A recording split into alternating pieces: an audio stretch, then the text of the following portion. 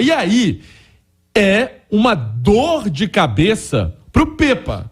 Romano, ele tem uma espinha dorsal que tem Ramiro e Richard no meio campo.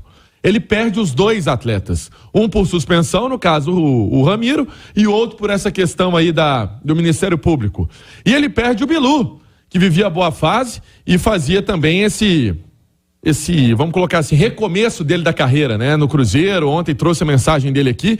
Então, pro lugar do Richard, ele pode pôr o Neto Moura, pro lugar do Ramiro, ele pode pôr o Machado, e pro lugar do Bilu, eu acho que o Wesley pode continuar. Mas a notícia boa é essa mesmo, o Alisson está à disposição, né? Um volante mais forte, um jogador mais brigador nesse meio campo, então tá difícil, certamente, de escalar esse Cruzeiro, até porque essa notícia caiu como uma bomba. O Pepa tinha, óbvio, a intenção de escalar o Richard e acaba perdendo o atleta. Eu falei em nome de Betfair, parceiro oficial de apostas do Cruzeiro. Xará. Ô, Edu, essa questão de vagas no meio campo, né? E o Xará citou o Neto Moura, que com o Pepa tá subidaço, né?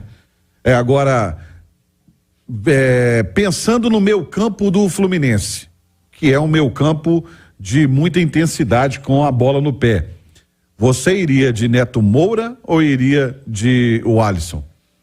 Assim, Romano, olha o tamanho do prejuízo do Cruzeiro, né? Com essa situação toda. Daqui a pouco a gente vai discutir essa questão toda envolvendo as apostas, mas olha o tamanho do prejuízo por conta de uma citação do atleta. Você imagina no jogo hoje, com 15 minutos, o Richard faz uma falta tática e toma um cartão amarelo. Todo mundo ia pensar no quê, né? Exatamente. Então, primeiro de tudo, acho que o Cruzeiro agiu da maneira correta, assim como os outros clubes. A maneira é corretíssima, ainda que venha todo esse prejuízo, porque o Pepa já havia perdido o Ramiro, né? Era uma ausência do meio de campo, você tem ali Machado, Neto Moura, ok, é do futebol, mas de repente ele perde o Richard. E eu comentei o último jogo do Cruzeiro. Eu comentei Cruzeiro e Santos, e durante toda a partida, no meu comentário final, eu destaquei a importância de Richard e Ramiro no sistema do Pepa. Quando o Cruzeiro está defendendo o adversário, atacando o Richard, entrando entre os dois zagueiros, formando uma linha de 5, aí o Ramiro baixa mais. Quando o Richard está atuando como um volante, defendendo, o Ramiro encosta e o Cruzeiro passa a ter 2 jogadores de marcação. A importância do Ramiro para o lado direito ofensivo do Cruzeiro, ele pisando a área adversária, ele que deu assistência para o primeiro gol do Cruzeiro. E, de repente, o Pepa se vê sem essas duas peças. O Neto Moura, ele tem sido opção, né? Ele tem entrado. E puxando os jogos anteriores, quase sempre o Neto Moura está substituindo um desses dois, quase sempre o Machado está substituindo um desses dois. Ô Panzi, posso te interromper? No último jogo que você comentou, tá fresco aqui, né, de pegar no caderno aqui e a gente levar. O Machado entrou na vaga do Ramiro, e o Neto Moura, porque já estava naquela construção de segurar também o resultado e o abafa do Santos, o Neto entrou na vaga do Vital. Isso. Só tô pegando o recorte do último jogo. Ele terminou com 3 volantes, entre aspas, porque o Neto Moura terminou bem avançado, marcando lá na frente, mas eram 3 volantes. Eu não descarto nem essa possibilidade para hoje contra o Fluminense. Tava pensando nisso aqui agora, mas aí eu acho que cabe muito do lado de saúde do Alisson, né? Que o Alisson tava até outro dia, tava fora, não tava treinando. Mas... eu não sei o Ian Lucas. O Ian Lucas, na verdade, ele voltou da seleção. Ele não tá nem relacionado. No último jogo ele não foi e nem no penúltimo. O penúltimo foi Bragantino e o último também não foi. Ele tinha ido fazer aqueles jogos da Seleção Brasileira Sub-20. Mas ele tá relacionado?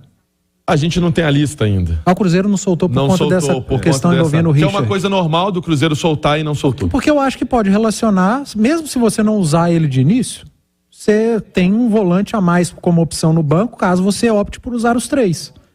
Você pode ter o Alisson dobrando na direita com o William e Neto Moura e Machado. Ou você pode ter o Ian Lucas no meio com o Neto Moura um pouco mais adiantado, pensando no adversário. Você vai abrir mão de uma força ofensiva com o Wesley, com o próprio Nicão, mas você vai se precaver um pouco mais, já que você perdeu 2 peças importantes, e reforçar um setor diante de um adversário que a gente sabe que é bem superior tecnicamente. É um problemaço pro Pepa, mas ele tem se demonstrado muito competente para resolver problema.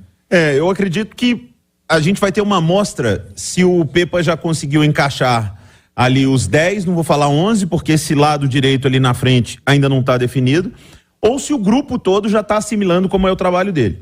Se a gente vê hoje um desempenho, seja o Machado e o Neto Moura, ou seja o Alisson jogando no meio, trocando ali os dois volantes, a gente vê um bom desempenho. E ver um bom desempenho não significa ganhar o jogo do Fluminense, não. Fazer um bom jogo, né? Marcar bem o Fluminense, ter uma boa saída de bola, mostra que o trabalho do Pepa não está se estendendo apenas ao time titular, a quem vem jogando. Mostra que o trabalho dele está se estendendo ao grupo. Cara, mas que fria desse cara. Só que vai entrar justamente contra o Fluminense. E o duro de pensar num 3 volantes, se o Alexandre Simões estivesse aqui, o Simões ia falar pra botar 3 volantes. Ele ia falar pra colocar o Ian Lucas também, 4. Só que mexer no Matheus Vital, que tá jogando bem ali, tendo liberdade à frente dos volantes, porque se você jogar com 3 volantes, teoricamente você deslocaria o Vital para jogar na direita? Não, você pode. Ou você colocaria o Alisson para fazer a direita com um potencial mais de marcador, né? Eu acho que vai ser duro de qualquer maneira, mas vai ser mais uma boa amostra, né? Da gente ver em que ponto está esse trabalho do Pepa, que vem sendo muito elogiado, contra um ótimo time do Fluminense. Ou um zagueiro a mais. Ou com um zagueiro a mais. Solta o William e faz um zagueiro para ter sobra.